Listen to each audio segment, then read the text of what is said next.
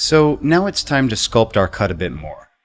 In this section, we're going to look through our footage and shot choices, and we're going to clean things up a little bit. There are three main goals we want to achieve in this lesson. First, we want to fix any jump cuts we currently have. As a reminder, a jump cut is a cut in film editing in which two sequential shots of the same subject are taken from camera positions that vary only slightly. Next, we want to make sure that we're clearly telling the story. This means that we need to be certain that all the actions of the scene are covered with camera angles that clearly show the action taking place, and they flow logically from one shot to the next. Remember the rule of clarity that we talked about earlier? The first part of which says, don't confuse the viewer. That's the most important part. The third and final goal of this lesson is to see if we can liven up the scene a bit more by adding a few more angles and shots here and there. This might mean adding another angle on a punch being thrown to give it a bit more of an energetic feel. Or it might mean showing a cool fight move from more than one angle to highlight it, like when Dan flips Rollins onto the ground, or when TT hits Dan over the head with the bottle at the end of the fight. I'd also like to mention, this lesson covers a lot of editing tactics, and as a result is rather long. If you feel like you're ready to begin editing your own scene before the lesson's over, feel free to skip to the end, review your homework assignment, and get started editing. I promise, you won't hurt my feelings. Much. Alright, so let's load up the sequence as we left off with it in the last lesson, in the blocking in lesson. And you can see I just tacked the phrase blocking in at the end of this sequence. We're going to go up a version for every lesson that we work with and every lesson that we make changes to our cut with. And I'm going to label each one of them according to what lesson's techniques it reflects. And that way we can kind of backtrack or compare versions of the cut really easily. So here's where we left off last time. You got our money now, just leave us alone.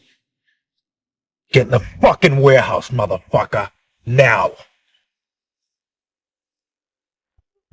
Wait. Hey.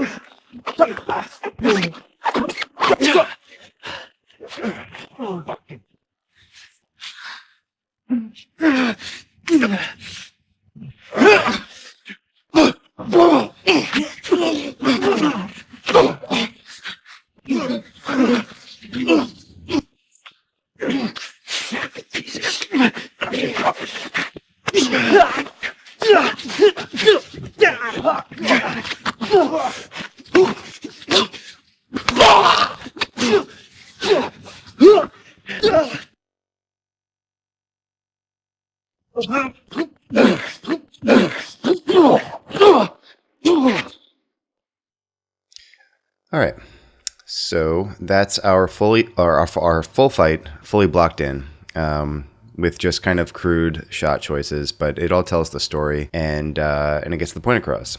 So now in this lesson, obviously it's called adding more camera angles. So that's exactly what we're going to be doing. So I'm going to go ahead and first duplicate the sequence, and we're going to go up to version 2. I'm just going to tack the phrase adding more angles onto the end of it. Load it up. All right. So let's start at the beginning of the fight.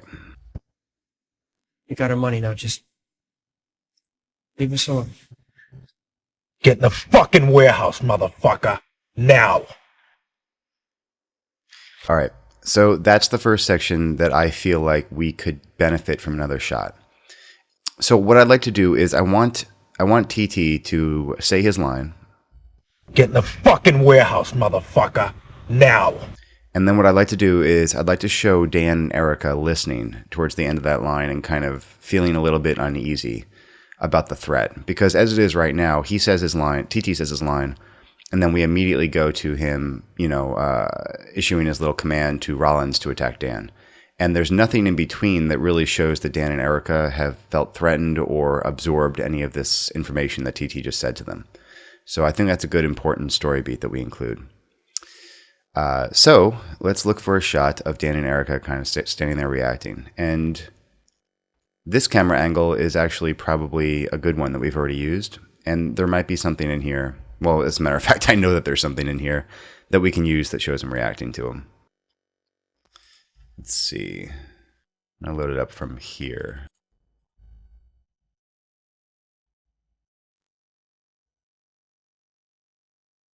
Yeah, and this is the little area where I just felt like it was a nice little section because Erica looks a bit uneasy and nervous. Dan seems like he's kind of thinking about what his options are at this point.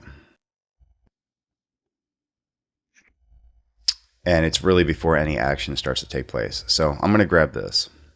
And I'm going to grab it starting around the blink, because that's always a good place to make a relatively cold cut, is at least on some eye movement. All right, so in to out, we'll drop it in here. Now, for this lesson, I want to point out that what I'm going to be doing, the way I'm going to be dropping these additional angles into our sequence, is I'm going to be dropping both the video and the audio onto new tracks. And there's going to be some overlap of the audio and video of the old shots and then of the new shots, but we're going to clean that up in the next lesson. So what I mean by this is... Fucker, now. All right. So before he starts this now, so see, now I went up to video track layer 2 for my video, and I dropped my stereo audio down to 3 and 4. So we're not going to overwrite anything that we already have.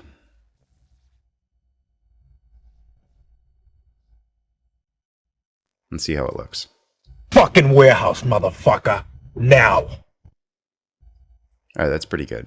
Dan starts to make a little bit of a move here, so I'm just going to roll this a little bit so he doesn't start his move quite yet.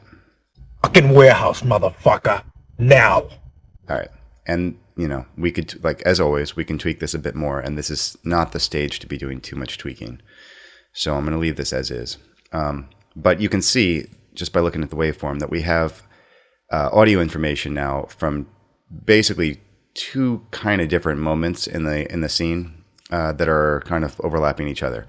In the next lesson, the clean up the rough cut, we're going to decide which one is most relevant to the picture, and we're going to remove the other one. And then we'll obviously be dropping down our video and bringing our audio up and starting to kind of clean up the cut a little bit. But for now, we'll just leave it all the way it is, and that way we can make our choices later. Turn this waveform back off. All right, so let's keep going. Ow.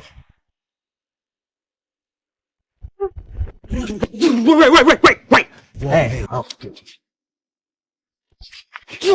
Okay, so here's the second thing, second shot that we're going to add. So now, right here, you can see that Dan starts to look back at Erica, and that's what allows Rollins to kind of get a leg up on him and do his sucker punch. So I'd like to get a different angle. I'd like to get an angle from Rollins' point of view, showing Dan looking back to Erica. And I believe this angle will, this medium shot will probably contain the information that we need. Wait. Yeah, so that's kind of what I want to show. I want to show that from this angle. So it's really obvious that Dan is turning his back to his opponent and opening himself up for this sucker punch that's about to happen.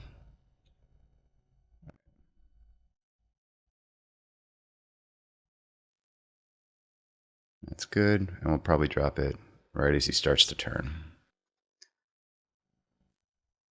Oops. All right, so now let's time this out a little bit better here.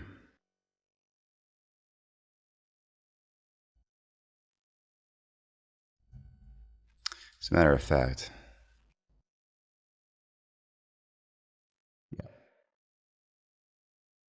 yeah, that's the way to do it. All right, so we have Rollins backing off. Oh hey ho, whatever he says. Then Dan, we have him looking back at Erica. You can see Rollins starts his movement here. Cut back to a front shot of Rollins as he initiates his punch, and then we alternate the angle with the follow through of the punch of Dan getting hit, and that works pretty well. Wait.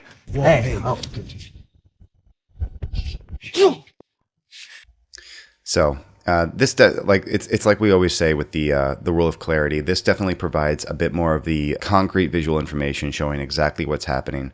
If we had shown Dan from this angle turning back to Erica, it wouldn't be quite as clear what's happening. We wouldn't know that he's necessarily looking at Erica.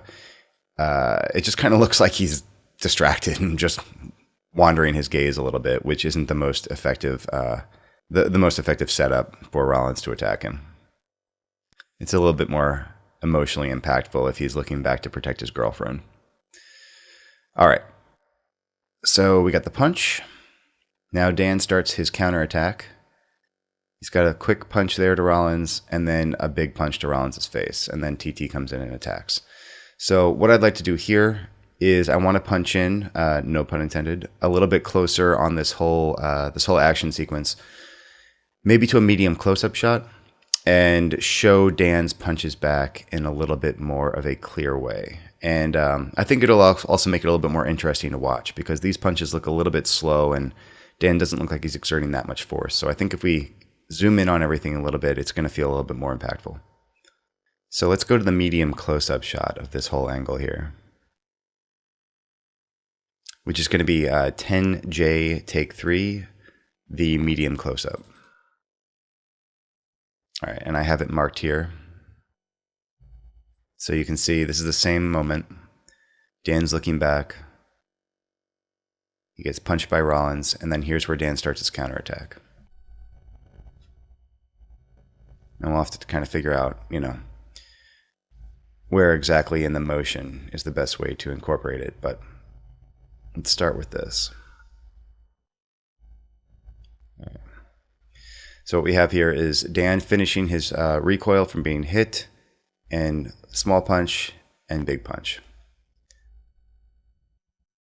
So we'll drop it in. Here's his recoil from being hit. Oh, and a point of detail I should point out is that you can see that Dan's glasses get knocked off here.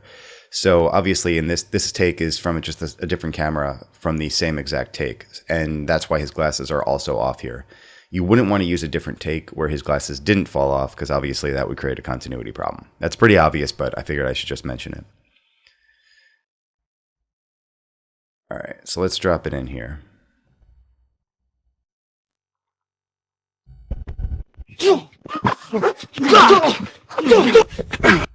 Good, that works pretty well. All right, so let's just roll this out. And I think this could all be timed a little bit better. Create the beats and the pauses a little bit in a little bit more of an elegant way. It seems like it kind of just moves through the fight really quickly right now, but that's something that we can deal with a little bit later. So let me play what we have so far. Get in the fucking warehouse, motherfucker. Now. Wait. Hey, oh.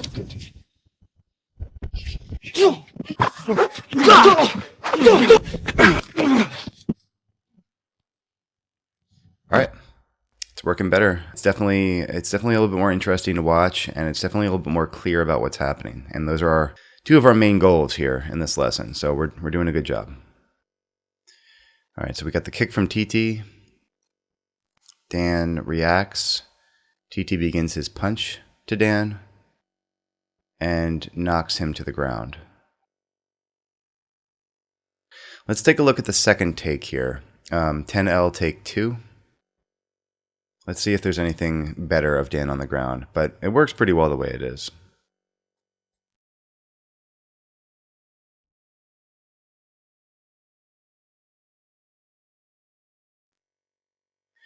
Okay. I think we actually should cut away at this moment here. The reason is this. So here we have TT kicking Dan and then punching Dan. And it's clear that Dan gets hit. It's clear that Dan ends up on the ground. But what isn't clear is the spatial kind of positioning of the other characters in the scene. So we have all this empty space right here in the frame. It'd be nice if we could see Erica standing here, and we could know that she's right here, she's close to the danger, and Dan needs to hurry up and get up, because that's exactly what he does at this point. TT and his cronies kind of go over for Erica, and Dan tries to protect her from being attacked by him, which isn't going to be very clear right here because you can't see anything. I mean, obviously a new shot, but now they kind of teleported in distance, it looks like, based on this next shot, Erica should be standing right about here, and she's not.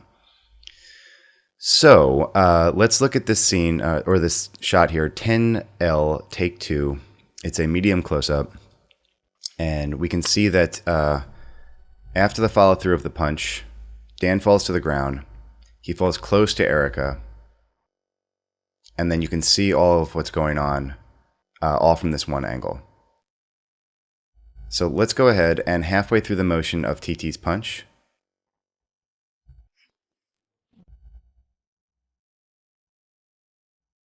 let's see if we can cut to a different shot. Or perhaps even just use a different shot of the punch. That's probably a cleaner way of doing it. Alright, so let's drop this in. So we'll let TT start his punch here in this existing medium shot that we have. And then instead of 10L take 1, I'd like to see if we can use 10L take 2.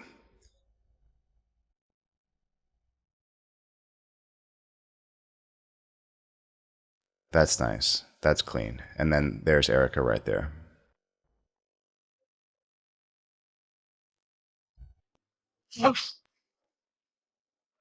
Alright, so let's roll it out a little bit.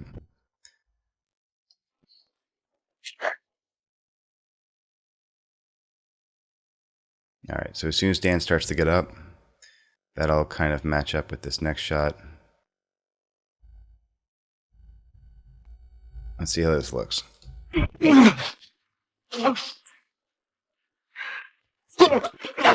Alright, that's working good. Alright, and now one more additional shot that we should just add right in between here, where Dan reaches for TT, and here, where TT gets to Erica. I think in this 10L take 2 medium close-up shot, there's actually a nice angle on Dan grabbing at TT's pants leg. A little bit more close-up than this. So you can really see that he's trying to stop him from getting to Erica. So if we can add that in there, it'll make the story even that much clearer. Right here. So again, this is 10L take 2, the medium close-up that we had just added. So we're going to drop in, cut into a little bit later during the shot, and add this to our sequence. So we'll let Dan roll around the ground. TT starts going for Erica. Dan's hand starts going for TT. And then right here is where we'll drop in our new shot. Great. So Dan reaches for TT. You can see there's a little bit of overlap here in the motion. We can clean that up if we want to, or it might just feel nice stylistically once we add the music later. TT continues for Erica, and then Mouth begins his kick into Dan on the ground. All right, so let's see how this flows with what we've just added.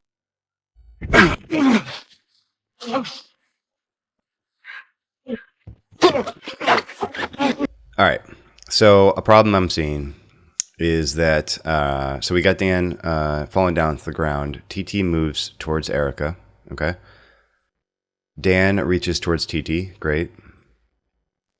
Dan basically continues the same motion and grabs TT's pants legs. The problem here is that now TT has already grabbed Erica.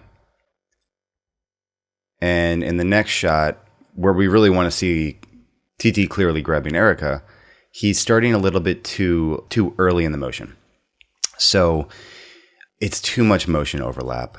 He's clearly already grabbed her here, and then he's just beginning to grab her here. So what I want to do is I want to roll this shot of TT grabbing Erica back just a few frames.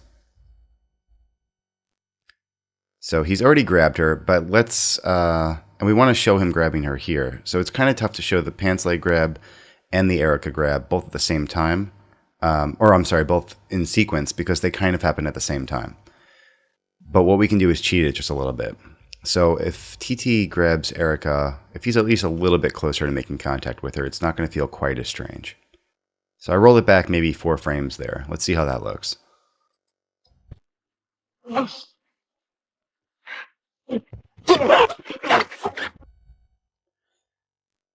don't know. It's still a little bit weird. I'm going to cut out 2 more frames. And I'm going to roll this back one more.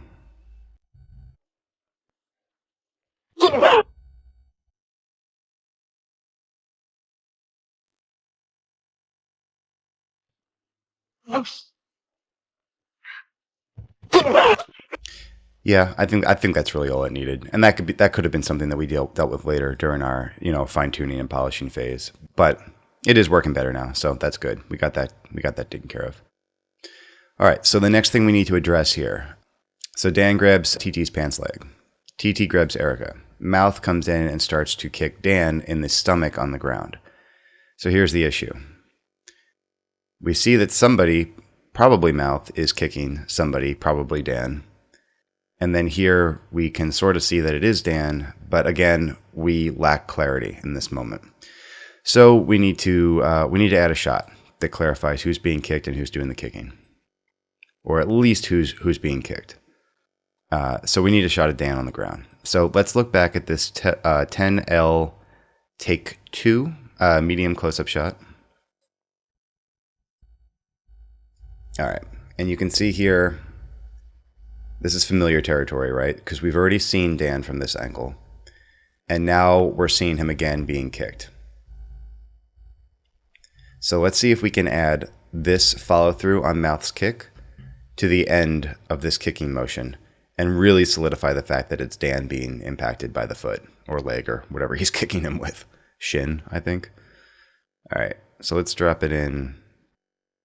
And this is going to require some finesse because this is nearly a jump cut, if not exactly a jump cut. But I think we can make this work because of all the movement on the screen.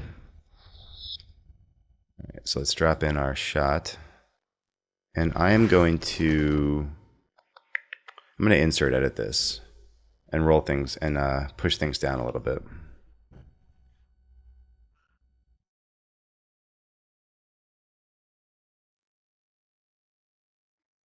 All right, we don't need the rest of Mouth's kick from the original angle, so I'm going to get rid of that. All right, let's see how this looks.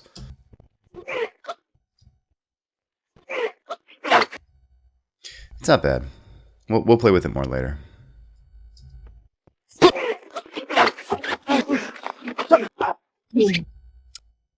So what's happening now is that now Erica's been thrown to the side. TT and Mouth are going to start kicking at Dan on the ground. Dan blocks a kick. Here he locks up TT's leg and punches up and uppercuts Mouth, which is a pretty clear miss right there, I'd say. So we're going to want to cut around to a different shot on that so it doesn't look like such a miss. So the first thing I want to do is I want to see what type of angles we have on this block from Dan, because it's an important moment. It's important to show that he's defending himself and he's active in the fight and not just a passive kind of punching bag. So let's see if there's anything that really clearly shows this block better. So we're going to check 10L take 3, the medium close-up. Yeah, and I think that's probably why I marked this, because that's a really nice angle on the block. It tells about the same information, but I would say this is just a more interesting shot.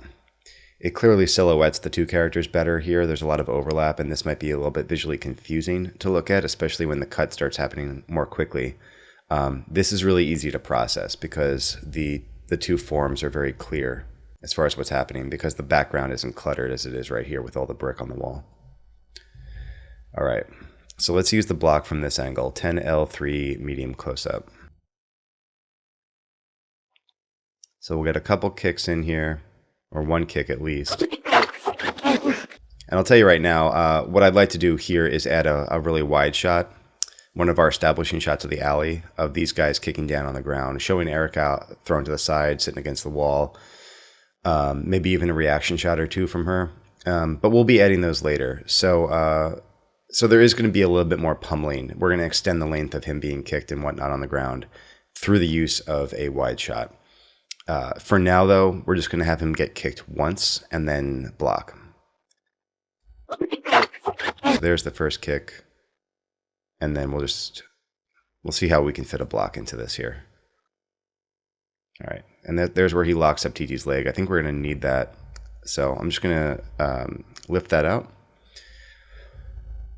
Let's take the block, mark it in, mark it out, and drop it in and see how it looks.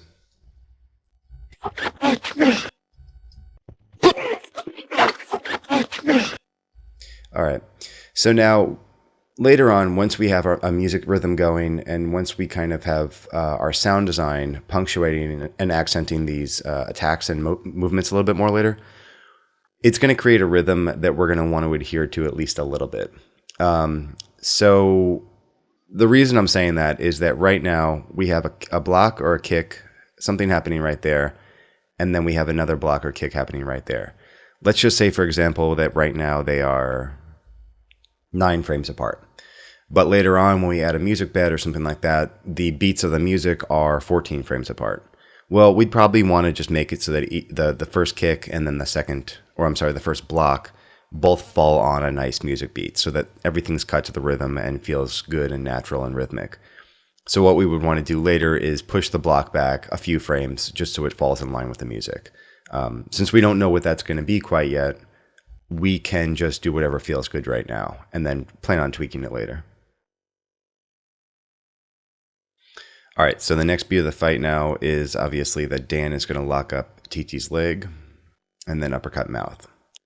So I think actually what we're going to do is the lockup here, where he grabs TT's leg, seems to work pretty good. It's pretty obvious that he's doing something. With the addition of a sound effect or a cracking sound or twisting sound and some sort of pain grunt from TT, it's going to be obvious that Dan did something harmful to his leg.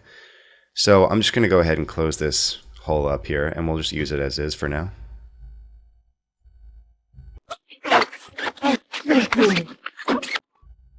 All right, that's way too tight though. Let me give this a little bit more space.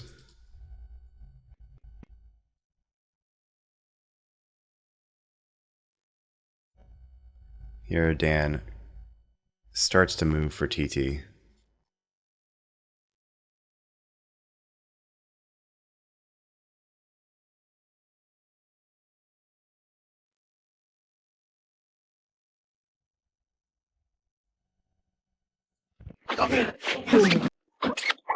I think the problem here, I think what we need to do, okay, so here's the issue.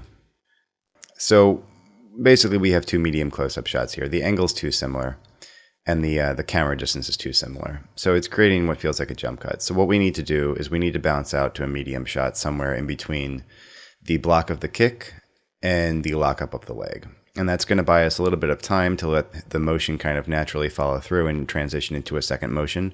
So from the block to the lockup. And it's also going to give our eye a natural, break in the similarity of these 2 shots. So what we need to do is, this is 10L take 3, the medium close-up. This is 10J take 2, the medium close-up. We need to find either a medium shot of either one of these that will allow us to punch out a little bit. So let's go back actually, and we'll look at this 10J take 3 medium shot and see if we can use something from here.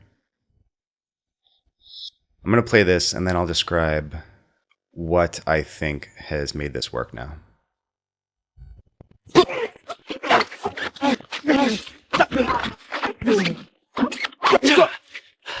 All right, so that works better for sure. So here's what's gone on. So Dan blocks or moves up to block TT's kick. We have a clear shot of him blocking the kick, which we can play with a little bit on the timing. As a matter of fact, we'll just roll that back a little bit here, or trim it back. Great. So he blocks the kick. He's moving back. He's bringing his leg back after his kick was blocked. Mouth comes in for his kick. And then TT comes in for another kick, and that's where Dan starts to do something here, grabbing his leg. You see him definitely grab the leg here, and then we move into the rest of the scene. So to solve this was a matter of alternating camera angles and distances, and it was also a matter of making sure that we had a shot on each part of this fight that clearly showed what was happening. And we basically have that now. And it's going to be even more clear, again, once we have sound design to accentuate the moments that are occurring, such as block sound effects and bone crunch sound effects and grunts and whatnot.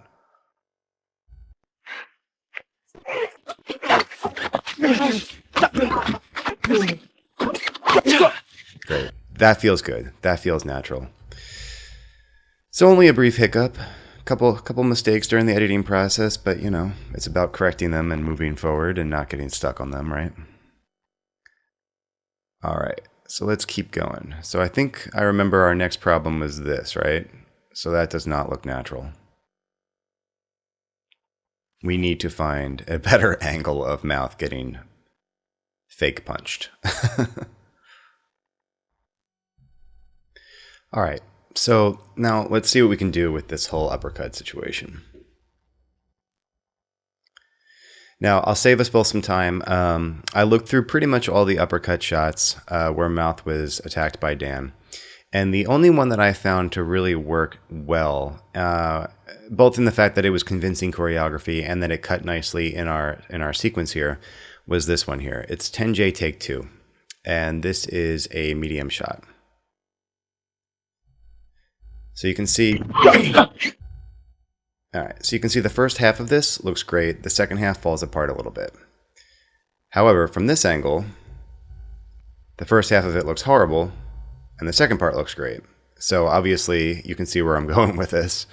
So let's try this. What we're going to do, we're going from 10J take 2, alright?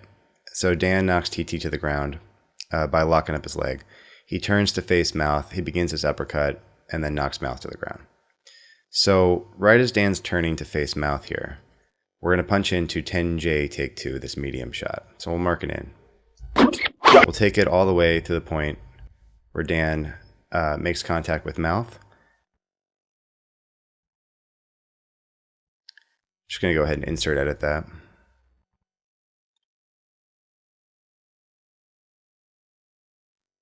And then we're going to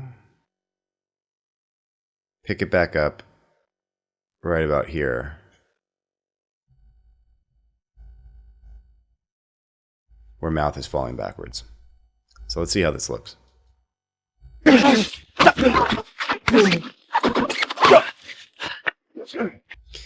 good. It's a little quick, particularly with this fallback shot here.